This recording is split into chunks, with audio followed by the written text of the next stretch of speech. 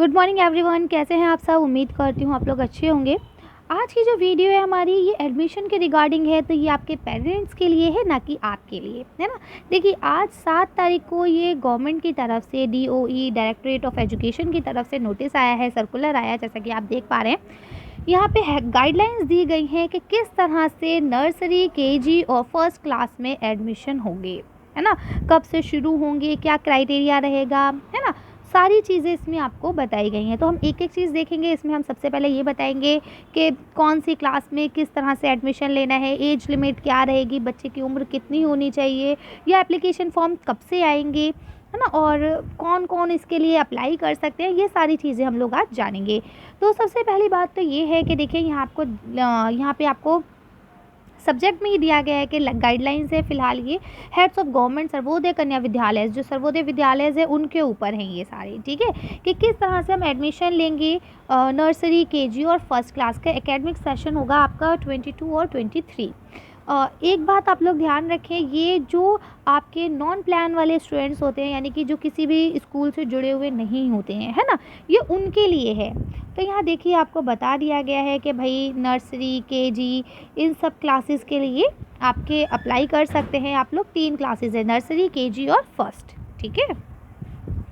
इसके अलावा देखिए यहाँ पे एक जो मेन चीज़ है वो ये है कि भाई जो बच्चे दिल्ली के होंगे वही एलिजिबल होंगे अप्लाई करने के लिए, अदरवाइज़ आप अप्लाई नहीं कर सकते। अगर आप बाहर से हैं तो आप अप्लाई नहीं कर सकते। इसके लिए आप लोगों को 3 चीज़ें तो कंपलसरी होती हैं। नंबर 1 होता है बर्थ सर्टिफिकेट, बच्चे का बर्थ सर्टिफिकेट होना चाहिए दिल्ली का। नंबर 2 होता है बच्चे का आधार कार्ड होना चाहिए दिल्ली का। 2 चीज़ें मस्ट हैं। इसके अलावा बैंक अकाउंट भी होना चाहिए, वो ठीक है मम्मी पापा के साथ वो चल जाता है थोड़ा सा आगे पीछे, लेकिन आधार कार्ड और बर्थ सर्टिफिकेट कंपलसरी है। 2 चीज़ें होना मैंडेटरी है, तभी एडमिशन मिलता है, अदरवाइज़ आप अप्लाई नहीं कर पाएंगे, है ना। टीचर्स आपको फॉर्म ही नहीं देंगे तो आप अप्लाई क्या करेंगे, ठीक है।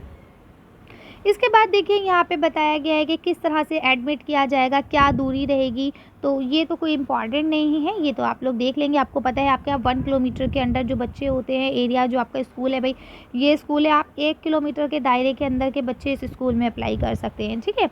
इसके बाद देखिए यहाँ पे आपको दिया गया है कि एप्लीकेशन फॉर्म कब से आएंगे। तो ये मंडे 11 तारीख से एप्लीकेशन फॉर्म आ जाएंगे, ठीक है। तो आप लोग स्कूल से जाके ये फॉर्म ले सकते हैं और फिल कर सकते हैं। इसके बाद देखिए यहाँ पे ये लास्ट डेट जो है वो 25/4 है, ठीक है। लगभग 15 दिन के अंदर अंदर ये फॉर्म सारे फिल हो जाएंगे। तो आप लोग देख लीजिएगा, जल्द से जल्द कीजिएगा। जिन भी बच्चों को करना है, नर्सरी, KG और फर्स्ट 3 क्लास के हैं फ़िलहाल अभी। इसी के साथ अगर आप आगे देखें तो यहाँ पे कुछ चीज़ें हैं इसमें। यहाँ देखिए, यहाँ आपको बताया गया है कि टाइमिंग क्या रहेगी एप्लीकेशन की। तो देखिए यहाँ पे जो मॉर्निंग शिफ्ट में आपको पता है कि अब इवनिंग शिफ्ट में भी नर्सरी, KG आ गया है। तो मॉर्निंग शिफ्ट में तो आप 8:30 से 11:30 तक जा सकते हैं, और आपकी जो इवनिंग शिफ्ट है उसमें आप 2:30 से 5:30 के बीच में जाके फॉर्म भर सकते हैं, ठीक है। ऑल वर्किंग डेज़, ठीक है। आप संडे या सेकंड सैटरडे इस तरह से नहीं जाएंगे, जो वर्किंग डेज़ होते हैं उसमें ही जाएंगे। अच्छा, अब एज क्राइटेरिया क्या रहने वाला है। तो देखिए यहाँ लिखा हुआ है कि जो बच्चा नर्सरी के लिए अप्लाई कर रहा है वो 3 साल का होना चाहिए। किसमें? 31/3/2022 तक उसकी उम्र कितनी होनी चाहिए? 3 साल होना चाहिए, ठीक है। या वो 2018 में या 2019 में उसकी डेट ऑफ बर्थ हो, ठीक है। इसके बाद अगर आप KG में अपने बच्चे का अप्लाई कराना चाह रहे हैं तो बच्चे की उम्र 4 साल होनी चाहिए, जिसकी डेट ऑफ बर्थ यहाँ आपको बताते हैं कि 31/3/2022 के मतलब तारीख तक जो है वो बच्चा 4 साल का हो, जिसमें उसकी बर्थ डेट ये हो जाएगी या तो 2017 से 2018 के बीच में पैदा हुआ हो, या 1/4/2017 से 31/3/2018 तक की उसकी बर्थ डेट हो, ठीक है। अगर आप फर्स्ट क्लास में अप्लाई कराना चाहते हैं तो बच्चे की उम्र 5 साल होनी चाहिए 31/3/2022 तक, ठीक है। तो ये आपकी डेट मतलब एज लिमिट रहेगी, ये आप लोग देख लेंगे। इसके अलावा यहाँ पे और कोई ख़ास बात है नहीं जो आप लोगों को बताई जाए, ठीक है। तो यहाँ पे ये सारी चीज़ें थी जो मैंने आप लोगों के साथ डिस्कस कर ली। अच्छा, इसके अलावा रिजर्वेशन की बात और कर लेते हैं।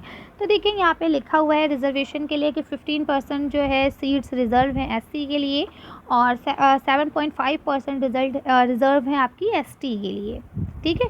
इसके बाद दिव्यांगजन के लिए आपके 3% रिज़र्व्ड है, और 2% जो है वो वार्ड एम्प्लॉयज़ वगैरह जो डायरेक्टर ऑफ एजुकेशन, टीचर वगैरह होते हैं उनके लिए रिज़र्व है, ठीक है। और यहाँ पे देखिए यहाँ पे आपको दे दिया गया है कि वो डॉक्यूमेंट्स जो रिक्वायर्ड रहेंगे एडमिशन के टाइम पे। तो ये देखिए बर्थ सर्टिफिकेट, ठीक है, एनी वन, इन तीनों में से कहीं एक का बर्थ सर्टिफिकेट होना चाहिए।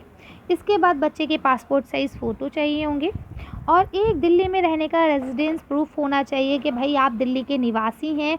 इसके लिए आप ration card, domicile, voter ID, parents का, है ना, कुछ लगा सकते हैं। लेकिन हाँ, अगर आप राशन कार्ड लगाएंगे तो ध्यान रहे कि बच्चे का नाम राशन कार्ड में होना चाहिए, ठीक है।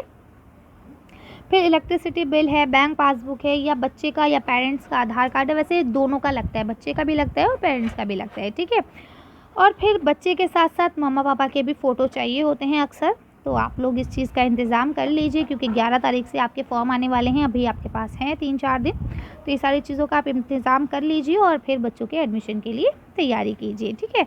तो ये सारी आज की इन्फॉर्मेशन थी जो मैंने आप लोगों के साथ शेयर कर दी है, ये देखिए, ठीक है। ये बिल्कुल ऑफिशियल नोटिस था, इस पे यकीन किया जा सकता है।